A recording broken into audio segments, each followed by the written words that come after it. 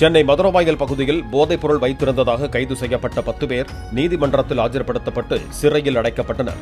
அவர்களிடம் இருந்து ஓஜி கஞ்சா, LSD ஸ்டாம்புகள், போதை மாத்திரைகள் என சுமார் 1/2 கிலோ எடையுள்ள போதைப் பொருட்கள், 50,000 ரூபாய் பணம், புல்லட் பைக் ஆகியவற்றை போதைப்பொருள் தடுப்பு நுண்ணறிவு பிரிவு போலீசார் பறிமுதல் செய்தனர்.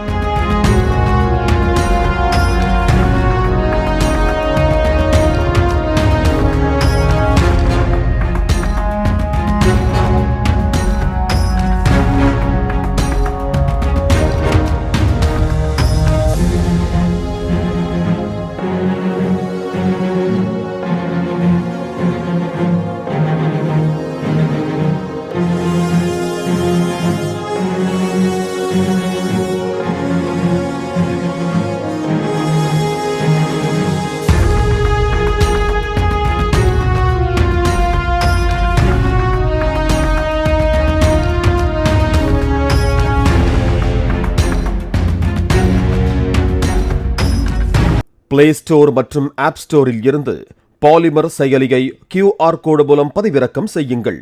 செய்திகளை உடனுக்குடன் பெறுங்கள்.